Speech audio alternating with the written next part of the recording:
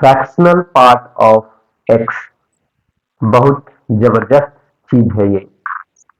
जी हाँ स्टूडेंट्स, इस वीडियो में मैं आपको फ्रैक्शनल पार्ट ऑफ एक्स के बारे में आपको बताऊंगा। साथ ही इसके ग्राफ को भी आपको प्लॉट करके इस वीडियो में मैं आपको दिखाऊंगा। तो चलिए इस वीडियो को फिर शुरू करते हैं। तो देखिए यहाँ पर मैंने लिखा हुआ है आपका फ्रैक्शनल पार्ट ऑफ एक्स। तो फ्रैक्शनल पार्ट ऑफ एक्स को हम लोग कैसे लिखते हैं देखिएगा, y इक्वल टू, ये हम लोग करली ब्रैकेट लिखते हैं और इसके अंदर x। तो फ्रैक्शनल पार्ट ऑफ एक्स को हम लोग इस तरह से लिखते हैं। अब आइए हम x की कुछ वैल्यू लेते हैं, है ना। तो x की यहाँ पर हम वैल्यू लेते हैं, सपोज 4 पॉइंट आपका 2 पहली वैल्यू ली। उसके बाद हमारा दूसरा वैल्यू हम लेते हैं x का, आपका 3.23, और तीसरा वैल्यू लेते हैं आपका x का हमारा 2.02। चौथा वैल्यू लेते हैं x का, हम ले लेते हैं आपका 2। पांचवा वैल्यू लेते हैं x का -3, और छठी वैल्यू लेते हैं x का -1.2, और सातवां वैल्यू लेते हैं x का आपका -2 आपका 32, और आठवीं वैल्यू लेते हैं x का आपका हमारा 0। ठीक है, तो यहाँ पर हमने कुछ x की वैल्यू ली है देखिएगा। तो इसमें हमारा फ्रैक्शनल पार्ट क्या है ना, इसको मैं आपको बताऊंगा। ठीक है, एक एक करके। तो चलिए यहाँ पर आप देखिएगा, पहला जो सबसे पहले हमने क्वेश्चन में लिया था क्या है, 4.2। तो यहाँ पर हम देखिएगा पहला जो है 4.2, इसको हम 4.2 यहाँ लिखते हैं। तो 4.2 को हम लोग क्या लिख सकते हैं, 4 प्लस आपका 0.2। ठीक है, तो देखिएगा ये जो है आपका हमारा 4 क्या है, हमारा 4 को हम लेंगे आपका ग्रेटेस्ट इंटीजर। ठीक है, तो हम 4 को इस तरह से ग्रेटेस्ट इंटीजर इस तरह से लिखते हैं, और ये जो 0.2 है, इसी 0.2 को हम क्या बोलते हैं, आपका फ्रैक्शनल पार्ट ऑफ एक्स, और इसको हम इस तरह से लिखेंगे। ठीक है, फ्रैक्शनल पार्ट ऑफ एक्स। तो जो हमारा पॉइंट में आया है नंबर, वो है ना हमारा फ्रैक्शनल पार्ट कहलाएगा, जब नंबर हमारा पॉजिटिव है तो। ठीक है, देखिए 4.2 पॉजिटिव है, तो ये जो पॉइंट वाला नंबर है वही हमारा क्या है, फ्रैक्शनल पार्ट। और इसके इधर वाले पार्ट को हम लोग क्या बोलते हैं, आपका ग्रेटेस्ट इंटीजर। ठीक है, तो ग्रेटेस्ट इंटीजर के बारे में मैंने आपको बहुत चीजें बताई है, ग्राफ भी बताया हुआ। तो आइए आप सेकेंड नंबर में देखिएगा। सेकेंड नंबर में क्वेश्चन हमने आपको लिया था वो है कि आपका x का वैल्यू हमने दिया था कितना, 3.23। ठीक है, तो यहाँ पर आप देख सकते हैं कि इसको हम कैसे लिख सकते हैं, 3 प्लस आपको 0.23। ठीक है, तो 3 तो हो गया आपका हमारा ग्रेटेस्ट इंटीजर फंक्शन, और पॉइंट जो 23 है वो क्या हो गया आपका हमारा फ्रैक्शनल पार्ट। ठीक है, तो इस तरह से हमने आपको बताया कि फ्रैक्शनल पार्ट क्या होता है, पॉजिटिव नंबर का आपका उसका जो डेसिमल पार्ट होता है वो। ठीक है, तो इस तरह से आप हम तीसरा भी आप अब बता सकते हैं। तीसरा क्या है क्वेश्चन आपका, हमारा तीसरा है आपका x इक्वल टू आपका 2.02। तो देखिए ये पॉजिटिव नंबर है ना आपका, x equal to 2.02 positive number है, तीसरा तीसरा में मैंने लिया है। तो ये 0.2 क्या हो गया आपका हमारा फ्रैक्शनल पार्ट हो गया, इसका इस x का। ठीक है, तो यही चीजें मैंने आपको बताया। अब आपका 4 नंबर में है आपका हमारा x इक्वल टू 2।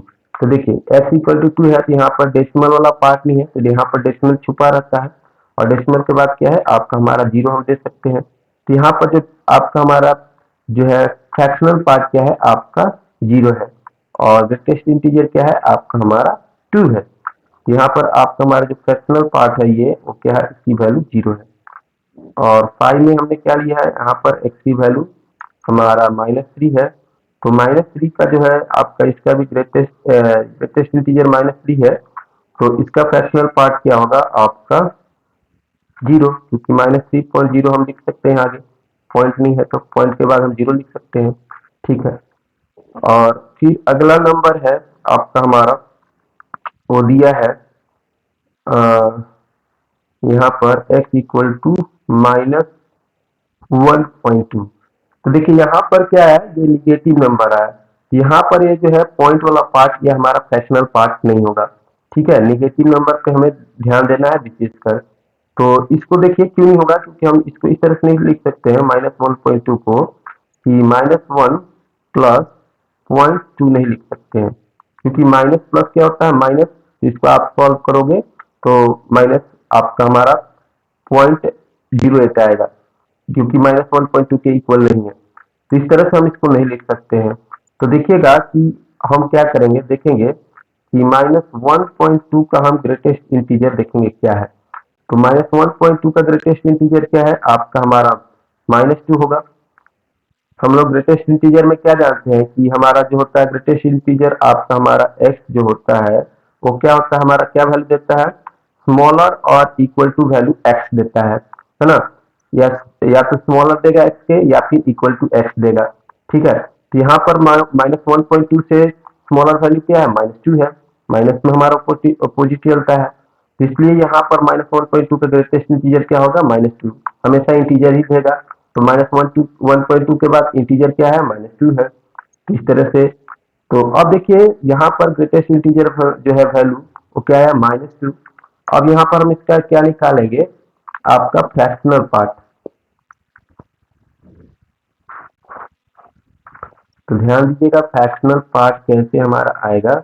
वो आपका हमारा हो गया यहाँ पर, इसकी जो वैल्यू हो गई हमारा कितना, -2।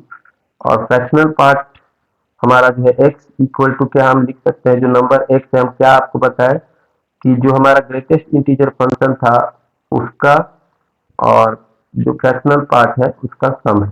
ठीक है, तो इस तरह से ये जो है फ्रैक्शनल पार्ट है, ग्रेटेस्ट इंटीजर है।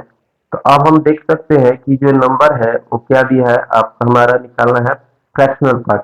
फ्रैक्शनल पार्ट ऑफ एक्स इसको हम पढ़ेंगे, और वो हो जाएगा x minus greatest integer of x. ठीक है, तो यहाँ पर एक्स जो है वैल्यू हमने क्या लिया था, वो -1.2 ये लिया था एक्स की वैल्यू। और ग्रेटेस्ट इंटीजर फंक्शन क्या है -1.2 का, आपका -2। तो इसको हम सॉल्व करेंगे तो ये -1.2, ये माइनस माइनस क्या हो जाएगा, प्लस आपका 2। तो इसको हम सॉल्व करेंगे तो क्या आएगा, 2 में से -1.2 घटाएंगे तो क्या आएगा, आपका 0.8। तो इस तरह से आप देख सकते हैं कि ग्रेटेस्ट इंटीजर जो है आपका हमारा जो है, ये बोलते हैं फ्रैक्शनल पार्ट ऑफ -1.2 का क्या है, 0.8। तो हम देख सकते हैं कि 3 पॉइंट आपका जो -3 पॉइंट है आपका, सॉरी एक्स की वैल्यू हमारा था -1.2, इसको हमने कुछ इस तरह से लिख लिया, -2 और ये आपका 0.8। तो इसको हम सॉल्व करेंगे, -2 और पॉइंट इसमें 8 घटा देंगे, है ना। प्लस प्लस और माइनस है तो क्या आएगा आपका -1.2। ठीक है, तो इस तरह से हमारा देख सकते हैं कि ये जो है हमारा -1.2 का आपका हमारा क्या आया, आपका फ्रैक्शनल पार्ट 0.8 आया। ठीक है, तो माइनस में आपको थोड़ा सा ध्यान देना है। ठीक है, माइनस जब भी आपका नंबर मिलेगा एक्स की, तो उसकी वैल्यू आपका इस फॉर्मूला से निकालना है आपको। ठीक है, उसका फ्रैक्शनल पार्ट। देखिए इस तरह से एक और क्वेश्चन आपको दिया गया है यहाँ पर, जो कि है आपका हमारा 7 नंबर। वो है दिया गया है आपका एक्स इक्वल टू -2.32। इसका हमें क्या निकालना है, आपका फ्रैक्शनल पार्ट। तो देखिएगा हमारा जो है, हम देखेंगे जो एक्स है -2.32 का हमारा ग्रेटेस्ट इंटीजर क्या होगा फंक्शन, आपका इसका वैल्यू क्या होगा, -3। ठीक है, तो फिर से हम जो है फॉर्मूला लगा देंगे, ये जो हमारा है फ्रैक्शनल पार्ट होगा वो आपका होगा x minus greatest integer of function. ठीक है, तो यहाँ पर जो होगा एक्स की वैल्यू क्या है, -2.32 है, और ग्रेटेस्ट इंटीजर क्या है आपका हमारा -3 है। तो -3 का हमारा यहाँ होगा कि ये -2.32, और ये माइनस माइनस क्या होगा, प्लस। तो 3 में से हम क्या करेंगे, घटा देंगे कितने को, आपका -2.32 कर देंगे, ये हो जाएगा आपका 8, और 10 में 2 गया, 8 हो गया। और ये 9 में से आपका 3 क्या, आपका 6, तो ये हो जाएगा, तो ये हो जाएगा इसका, यहाँ पर होगा 0.68। ठीक है, तो ये 0.68 क्या हो गया, इसका हमारा फ्रैक्शनल पार्ट हो गया। ठीक है, इसको हम आगे लिख सकते हैं क्या, आपका -3.68, तो -3 प्लस 6.8 करेंगे तो आएगा आपका हमारा -2.32। ठीक है, तो इस तरह से आप देख सकते हैं ये माइनस और प्लस हम इसको सम करेंगे तो हम ये वैल्यू हमारा x आ जाएगा। ठीक है, तो इस तरह से अगर हम इसको माइनस और प्लस करते हैं ना, -2.3 प्लस 3.2, तो ये वैल्यू -2.32 के इक्वल नहीं होती, तो इसलिए हमने जो है आपका नेगेटिव नंबर में हमने आपको बताया कि किस तरह से हमारा फ्रैक्शनल पार्ट निकलेगा। ठीक है, तो इस तरह से आपको ध्यान देना है। ठीक है, अब लास्ट क्वेश्चन में यहाँ पर है हमारा 8 में कि हमारा x की वैल्यू क्या है, हमने 0 लिया है। तो देखिए यहाँ पर x की वैल्यू 0 है, तो हमारा इसका फ्रैक्शनल पार्ट क्या होगा, वो भी आपका हमारा 0 हो जाएगा। ठीक है, और ग्रेटेस्ट इंटीजर फंक्शन क्या होगा, वो भी हमारा 0 हो जाएगा। ठीक है, तो अब तक आपने जितना भी यहाँ पर देखा सारा एग्जाम्पल में, इससे आपको क्या देखने को मिला कि फ्रैक्शनल पार्ट जो भी है वो आपका उसकी वैल्यू क्या है, 0 के इक्वल है और 1 से छोटी है। तो यहाँ पर हम लिख सकते हैं कि जो हमारा फ्रैक्शनल पार्ट है ये, इसकी वैल्यू क्या होगी, 0 के बड़ा या 0 के इक्वल और 1 से हमेशा छोटी। यानी कि जो फ्रैक्शनल पार्ट है उसकी वैल्यू हमारा 0 के इक्वल है और 1 से हमेशा छोटा है, तो 0 और 1 के बीच रहेगा, और इसकी वैल्यू आपका 1 कभी नहीं है, 1 से आप देख सकते हैं हमेशा छोटा वैल्यू आया। ठीक है, यहाँ पर भी आप देखेंगे, कहीं भी आप देखेंगे फ्रैक्शनल पार्ट है ना, तो उसकी वैल्यू क्या है हमारा। ठीक है, आप देख सकते हैं यहाँ भी है फ्रैक्शनल पार्ट क्या है, यहाँ 0.2 है जो कि 1 से छोटा है। ठीक है, और यहाँ पर है आपका 0.23 है, ये भी 1 से छोटा है। ठीक है, और यहाँ पर आप देख सकते हैं यहाँ पर फ्रैक्शनल पार्ट क्या है, उसकी वैल्यू 0 है, तो एक फ्रैक्शनल पार्ट जो है उसकी वैल्यू 0 हो सकती है, 0 के इक्वल, यहाँ भी 0 है। और यहाँ पर आप देख सकते हैं कि यहाँ पर क्या है, यहाँ पर हमने आपको निकाल के बताया है कि इसका फ्रैक्शनल पार्ट का जो वैल्यू होगा वो क्या होगा, 0.8 होगा जो कि 1 से छोटा है। ठीक है, तो इस तरह से, तो अब आइए आगे आपको इसमें और बताते हैं क्या है। तो जैसा कि आपने देख लिया कि फ्रैक्शनल पार्ट क्या होता है। ठीक है, तो अब आपको हम बता रहे हैं यहाँ पर इसका कुछ और, यहाँ पर हम लोग क्या लिखते हैं, y इक्वल टू आपका इस तरह से कर्ली ब्रैकेट देके, ये फ्रैक्शनल पार्ट हम इसको बोलते हैं।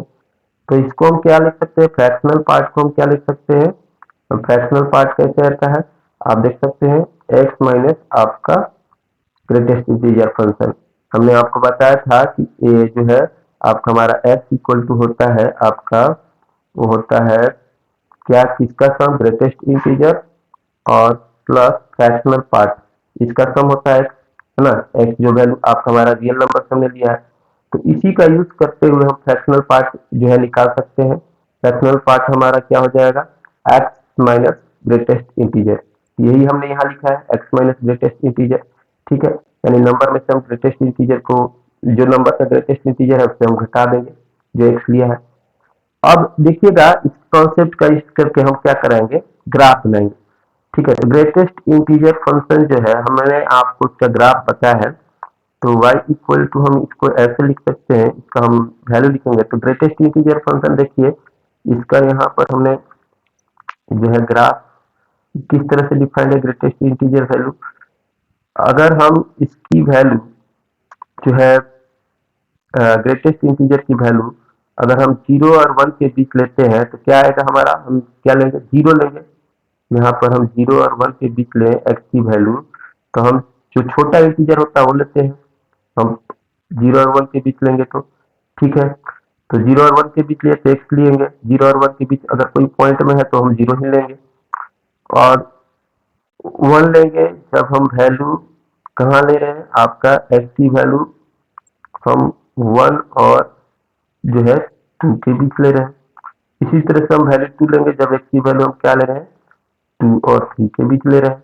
ठीक है, तो इस तरह से ग्रेटेस्ट इंटीजर फंक्शन है कि हमारा ग्रेटेस्ट इंटीजर वैल्यू होगा क्या, आपका हमारा स्मॉलेस्ट इंटीजर, अगर 2.3 है तो उसका ग्रेटेस्ट इंटीजर क्या होगा, उसका वैल्यू क्या होगा, 2 होगा, हमेशा इंटीजर ही देगा आउटपुट। ठीक है, तो इस तरह से हम देख सकते हैं कि यहाँ पर हमारा जो वैल्यू है वो यहाँ पर हम 0 और 1 के बीच लेते हैं वैल्यू, तो उसका क्या आएगा, 0 आएगा, तो हम x माइनस 0 करेंगे तो क्या आएगा, आपका हमारा x आएगा। जब हम वैल्यू क्या लिए हैं, x की वैल्यू हम 0 और 1 के बीच लिए हैं। साथ में हम x की वैल्यू अगर हम 1 लेंगे तो यहाँ पर क्या आएगा, x माइनस 1 हो जाएगा। साथ में x की वैल्यू यहाँ पर 0, 1 और हमने 2 के बीच लिया है, तो और x की वैल्यू अगर हम 2 और 3 के बीच लेंगे तो यहाँ पर हो जाएगा x माइनस 2, यहाँ x रहेगा, यहाँ आपका माइनस 2 3 हो जाएगा। आपका x की वैल्यू हमने क्या लिया है, 2 और 3 के बीच, और इसी तरह से ये आगे बढ़ते जाएगा। ठीक है, तो इस तरह से हम देख सकते हैं कि हमारा ये हो गया।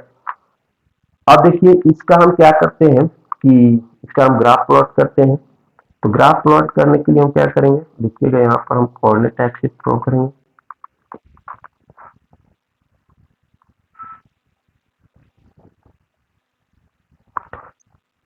अब देखिएगा हम y इक्वल टू एक्स का हम लाइन ड्रॉ करते हैं। यहाँ पर हमारा जो है y इक्वल टू एक्स है, तो y इक्वल टू एक्स का हम ग्राफ इस तरह से ड्रॉ करते हैं। ठीक है, तो देखिए y इक्वल टू एक्स का ग्राफ हमारा ये होगा, ओरिजिन से जाएगा। ठीक है, ये तो आप जानते हैं। तो अब देखिएगा कि x की वैल्यू क्या लेना है, हमें 0 लेना है, ये तो 0 हो गया, तो यहाँ पर 0, और यहाँ पर देख सकते हैं आपका हमारा 1 है, तो 1 हमें क्या करना है, 1 हमें नहीं लेना है, ये हमारा 0 पे हमने जो है डॉट कर दिया, और 1 पे क्या कर दिया, हमने सर्कल कर दिया। ठीक है, तो 0 और 1 के ही बीच रहा। ठीक है, इतना सारा पॉइंट हम इसके अकॉर्डिंग देख सकते हैं, 0 और 1 के बीच रहेगा, जो भी डेसिमल रहेगा। यहाँ पर हमारा 1 दिया है। ठीक है, उसके बाद हम देख सकते हैं यहाँ पर कि x की वैल्यू क्या है, अगर 1 और 2 के बीच है, तो यहाँ पर हमारा जो है हमारा x माइनस 1 है। x माइनस 1 होगा तो ग्राफ क्या होगा हमारा, हम जानते हैं ये लाइन जो होगा आपके x एक्सिस के लॉन्ग लेफ्ट राइट में हमारा 1 यूनिट शिफ्ट हो जाएगा, क्योंकि x में हम जब कोई निगेटिव लगाते हैं तो उतना ही यूनिट क्या होता है, ग्राफ राइट में शिफ्ट हो जाता है।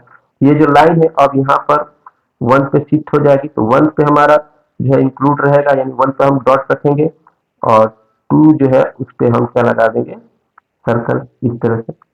ठीक है, तो 1 से और ये हमारा जो है यहाँ पर 2 रहेगा, तो 2 के सामने हम क्या लगाएंगे, सर्कल। उसी तरह से यहाँ पे आएंगे तो 2 हमारा इंक्लूड रहेगा, है ना, लेकिन हमारा जो है 2 और 3 के बीच रहेगा, तो 3 हमारा क्या रहेगा, 3 पे हमारा।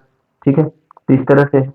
और इधर हमारा माइनस में भी हमारा होगा, यह -1 है, तो -1 में हम देखेंगे तो यहाँ पर आपका देख सकते हैं कि यह 1 के बीच रहेगा। 1 हमेशा जो है यहाँ पर जो है सर्कल रहेगा, क्योंकि 1 आएगा नहीं, यहाँ पर डॉट, यहाँ पर 1, और ये जो होगा आप देख सकते हैं, ये जो लाइन होगी क्या होगी, आपका हमारा x है, और ये क्या है आपका x माइनस 1 है ना, y equal to X minus 1, और ये y equal to X minus 2, और ये हो जाएगा आपका y equal to X plus 1, क्योंकि लेफ्ट में है, लेफ्ट में क्या होगा हमारा 1 आपका यहाँ पर ऐड होता है ना, x में, तो इसी तरह से आगे भी चल जाएगा x प्लस 2 का भी लाइन।